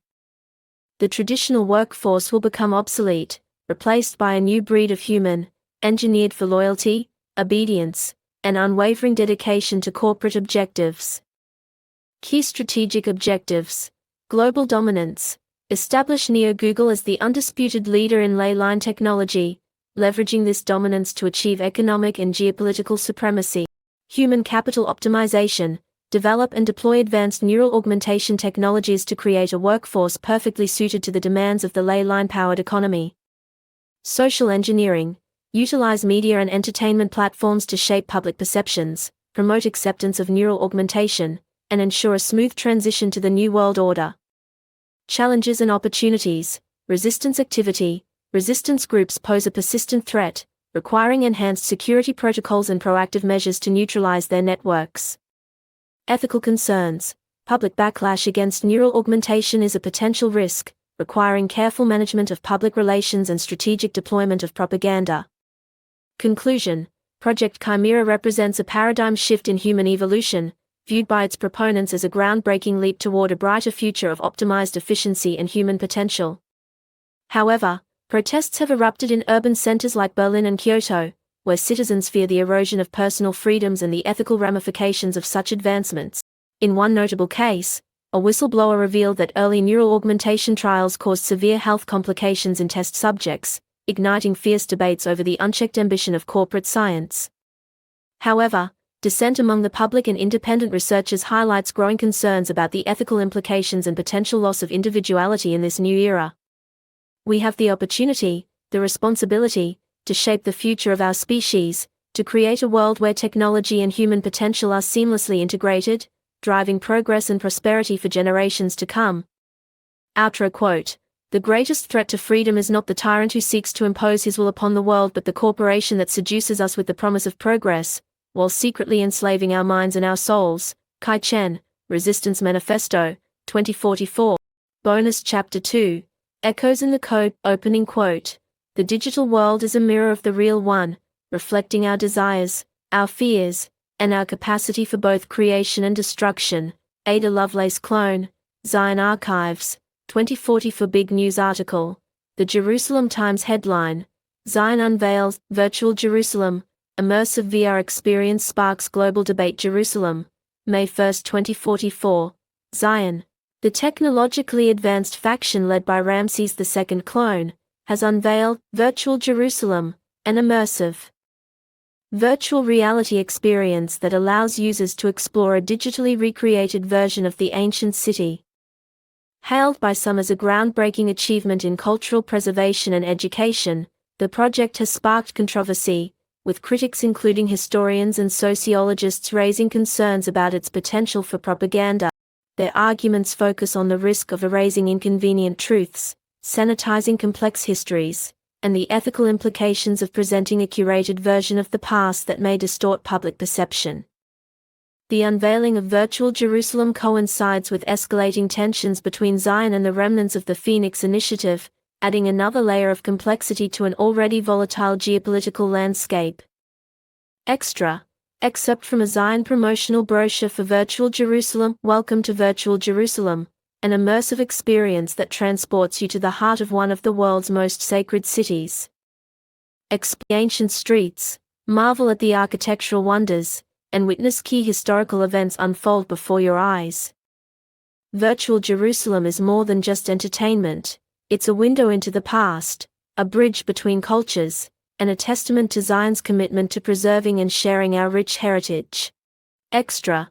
Excerpt from a Resistance Intelligence Report. Subject: Analysis of Zion's Virtual Jerusalem Project. Date: May 2040. For classification: Secret. The unveiling of Virtual Jerusalem represents a significant development in Zion's propaganda efforts and their ambition to shape global perceptions. The project, while superficially promoting cultural preservation, raises several concerns. Control of narrative. Virtual Jerusalem allows Zion to present a carefully curated version of history, potentially downplaying or omitting events that challenge their narrative. For instance, the project omits key conflicts such as the fractious rebellions against Ramses' historical reign and minimizes depictions of social inequalities and cultural strife in ancient Jerusalem, painting an idealized but incomplete picture of the past. Indoctrination potential. The immersive nature of VR technology can be used to influence users' beliefs and emotions, potentially swaying public opinion in favor of Zion's ideology. Data collection. The project likely involves extensive data collection on user behavior and preferences, which could be used for targeted propaganda or even more sinister purposes. Recommendations. 1. Monitor user feedback. Analyze user reviews and online discussions to assess the project's impact and identify potential propaganda narratives. 2. Develop counter-narratives. Create alternative VR experiences or digital content that challenges Zion's version of history and exposes their propaganda techniques. 3. Investigate data collection practices. Determine the extent of data collection within Virtual Jerusalem and assess potential risks to user privacy and security. Extra. Fragment of a conversation intercepted from within the Metasphere VR headquarters. Speaker 1. The Zionists are really pushing the boundaries with this Virtual Jerusalem thing. The level of detail is insane. It's like stepping back in time. Speaker 2. Yeah, but it's all so sanitized. They've airbrushed out all the conflict, all the messy bits of history. It's propaganda, pure and simple. Speaker 1. Even so, it's effective. People are eating it up. It's like they want to believe in this idealized version of the past. Speaker 2. And that's the danger, isn't it? When we start blurring the lines between reality and simulation, we lose our ability to think critically, to question the narratives we're being fed. For example, during the early days of Zion's Virtual Jerusalem beta testing, public polls showed a significant shift in perception about Zion's role in historical events, with many users beginning to accept its curated version of history as absolute truth. This demonstrates how immersive technology can reshape collective memory, altering not just what we know, but how we interpret the past. Extra. An internal memo from Neo Google's entertainment division to CEO David Chan from Head of VR Development, Alex Wei. Subject: Potential acquisition of Virtual Jerusalem assets. The Zionists have created something truly remarkable with Virtual Jerusalem. The level of immersion, the historical accuracy, albeit curated, and the potential for educational applications are unparalleled. We should explore the possibility of acquiring the rights to this technology. Imagine the possibilities: educational partnerships, collaborations with schools and universities to create immersive learning experiences. Historical tourism, virtual tours of historical sites, bringing the past to life for a global audience. Entertainment applications, development of VR games and interactive narratives based on historical events. The acquisition of Virtual Jerusalem would position Neo Google as a leader in the rapidly growing VR market and align with our mission to organize the world's information and make it universally accessible and useful. However, this partnership also raises ethical concerns. Could Neo Google ensure the integrity of the historical narratives presented, or would it become complicit in Zion's selective curation of history? Moreover, the extensive data collection inherent in virtual Jerusalem could jeopardize user privacy and further entrench corporate surveillance, raising questions about the true cost of innovation. Excerpt from a discussion forum dedicated to virtual Jerusalem user. I just experienced virtual Jerusalem, and I'm blown away. It's like stepping into the pages of history. The attention to detail is incredible. User, agreed. It's an amazing experience. You can practically feel the history all around you. User, I'm a bit conflicted. While I appreciate the effort to preserve history, I can't help but feel like it's also a very carefully crafted narrative. Certain historical events seem to be downplayed or missing altogether. User, good point.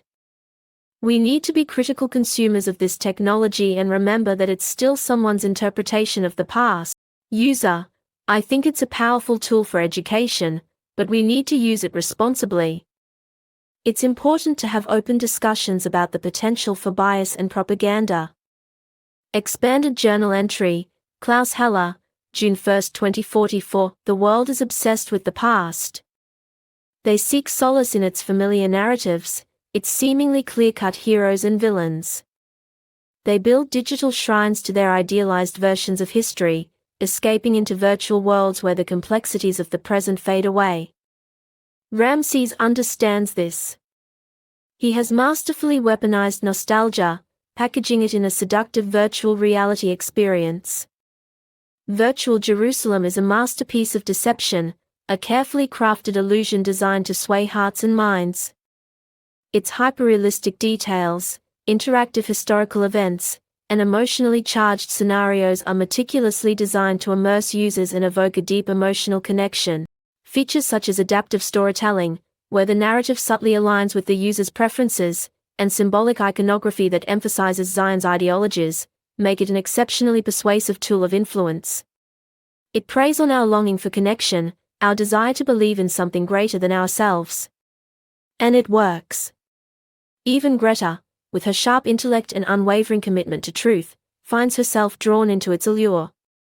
She speaks of its beauty, its potential for education, its ability to transcend borders and bring people together. I see the flicker of fascination in her eyes, the tug of something deeper, something primal. And I fear for her, for us all. For when we lose ourselves in the echoes of the past, we risk becoming blind to the dangers of the present. The initiative's obsession with history, their attempt to recreate a bygone era, nearly destroyed the world. Ramses, though cloaked in the guise of a benevolent god-king, walks a similar path. He seeks not merely to control the present but to reshape it in the image of his perceived past glory. And virtual Jerusalem is his Trojan horse, a seductive weapon that can conquer hearts and minds without firing a single shot. We must be vigilant. We must remember that the past is a guide, not a blueprint. We must learn from its mistakes, not repeat them. We must build our future, not recreate someone else's past. And we must never forget that the most dangerous illusions are those we create for ourselves. Outro quote: The past is a ghost that haunts the present, whispering promises of a world that never was. But those who listen too closely risk losing themselves in its echoes, forgetting that the future is a song yet to be sung, a story yet to be written. Sofia Alvarez, Resistance Dispatches, 2044. Chapter 7, Ghosts in the Machine. Opening quote: The line between reality and simulation blurs when the ghosts of the past find new life in the digital realm. Klaus Heller, Resistance Field Journal, 2044. News article. The Nordic Times headline: Metasphere VR under fire, concerns mount over data security and potential for manipulation amidst Zion's virtual Jerusalem success. Oslo, Norway, June 5, 2044. Metasphere VR, the world's leading virtual reality platform, is facing growing scrutiny. Following the successful launch of Zion's Virtual Jerusalem project, critics argue that the immersive nature of VR technology poses significant risks to user privacy and security, with the potential for data manipulation and even psychological manipulation. For example, early studies of virtual Jerusalem revealed cases where users displayed shifts in political beliefs after extended sessions, seemingly aligned with Zion's ideological goals. These shifts often corresponded with targeted content and subliminal messaging embedded in the VR environment. For instance, early adopters of virtual Jerusalem reported targeted advertisements and subtle shifts in their news feeds, designed to influence their views on Zion's policies. Additionally, leaked reports suggest that Zion has been using behavioral data from virtual Jerusalem to craft propaganda tailored to individual users' preferences and fears. The debate has intensified amidst revelations that Google, Metasphere's parent company, expressed interest in acquiring the virtual Jerusalem technology, raising concerns about the potential for corporate exploitation of this powerful new medium. Intro Extra. Excerpt from a Resistant Cybersecurity Report subject. Vulnerabilities in Metasphere VR Architecture. Date: June 3, 2040. For classification, restricted analysis. Metasphere VR's architecture, while technologically advanced, exhibits several critical vulnerabilities that could be exploited by malicious actors. Data collection and storage. Metasphere collects vast amounts of user data, including biometric information, behavioral patterns, and social interactions. For instance, during the beta phase of Virtual Jerusalem, this data was used to micro-target individuals with tailored ideological content, subtly influencing their perceptions of Zion's political agenda.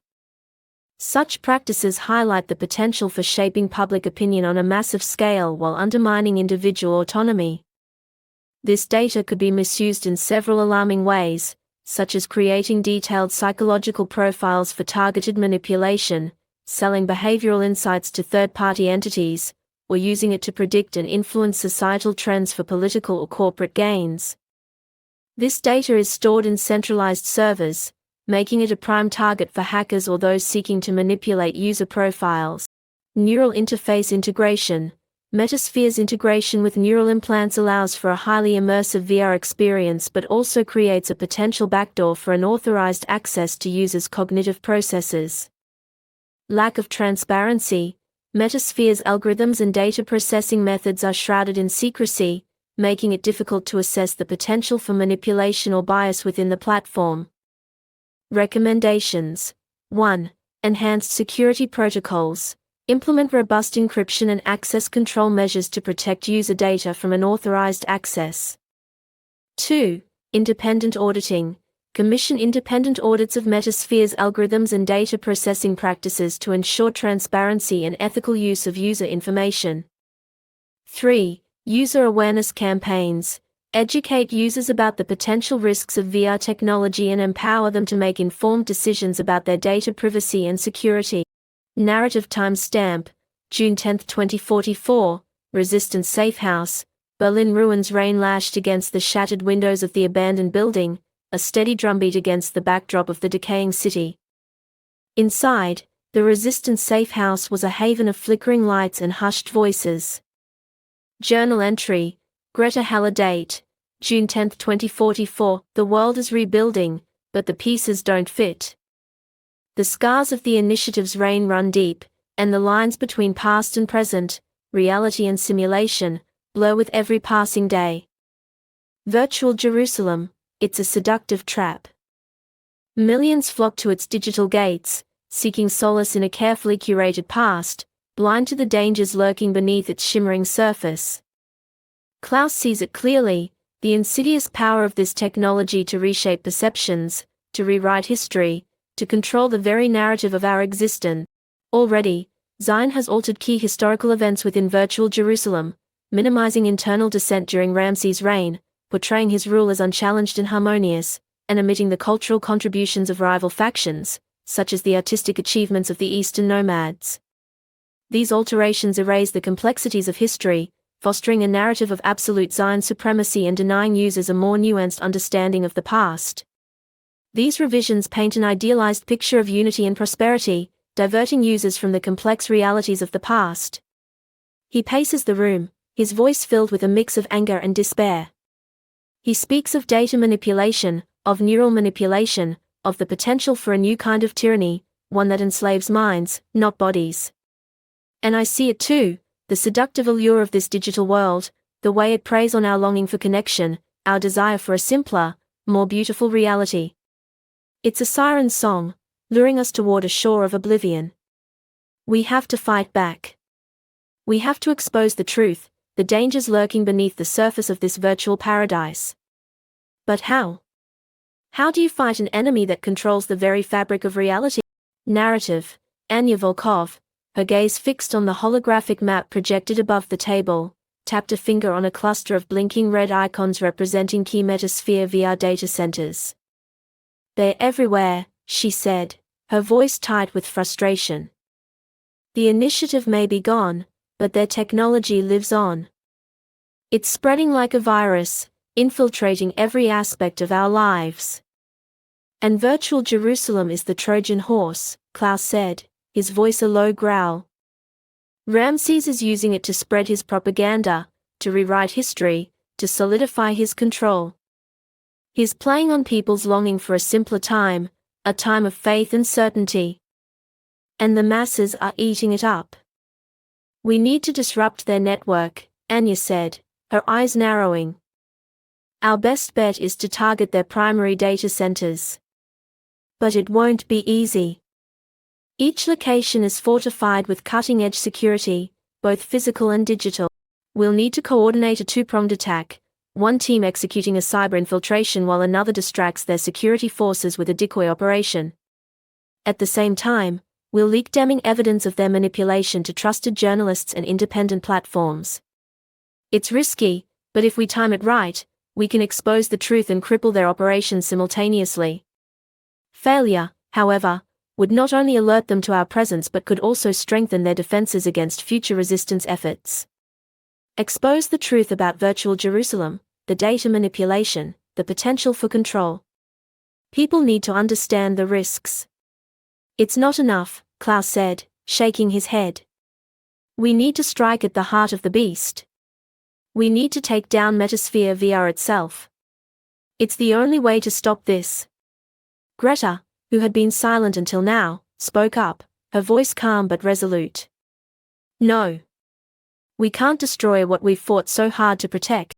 The digital world, for all its dangers, is also a tool, a platform for connection, for sharing information, for building a better future." "Greta, you're being naive," Anya said, her voice sharp with concern. "This technology is too dangerous. It's already being used to manipulate people, to control their thoughts, their emotions. Then we need to find a way to reclaim it," Greta said, her gaze unwavering. "We need to find a way to use it for good, to build a digital world that reflects our values, our hopes, our dreams. A world where freedom and truth prevail." Klaus, his gaze fixed on Greta, saw a flicker of the old fire in her eyes, the spark of defiance that had ignited the resistance and brought down the initiative. He felt a surge of hope, a fragile ember glowing amidst the ashes. Maybe, just maybe, they could find a way. Outro extra, excerpt from a resistance strategy memo subject, Countering Zion's Propaganda and Reclaiming the Digital Realm. Date, June 15, 2040. For classification, top secret recommendations. 1. Cyber infiltration. Infiltrate Metasphere VR's systems to gather evidence of data manipulation and propaganda techniques being employed within virtual Jerusalem. 2. Whistleblower network. Cultivate a network of whistleblowers within Metasphere VR and near Google to expose unethical practices and alert the public to potential dangers. 3. Alternative VR experiences. Develop counternarratives and alternative VR experiences that challenge Zion's propaganda and promote critical thinking about history and technology. Additional ideas include a virtual chronicles, a series of VR experiences that simulate major resistance movements throughout history, immersing users in the stories of individuals who stood against tyranny. Another concept, Voices of the Forgotten, could reconstruct suppressed stories from marginalized communities, offering a broader and more inclusive perspective of historical events. For example, the Resistance could create an immersive VR experience titled Fragments of Truth, which reconstructs forgotten histories and highlights suppressed voices. Users could explore interactive vignettes from different cultural perspectives, challenging Zion's sanitized narrative and encouraging a deeper understanding of historical complexities. 4. Global Awareness Campaign. Launch a global awareness campaign to educate the public about the risks of VR technology and the importance of responsible development and use. Outro quote. The digital world is a mirror, reflecting both the best and worst of humanity. It is a battleground for hearts and minds, a space where freedom and tyranny clash. We must choose wisely how we wield this power, for the future of our world hangs in the balance. Sofia Alvarez, Resistance Broadcast, 2044.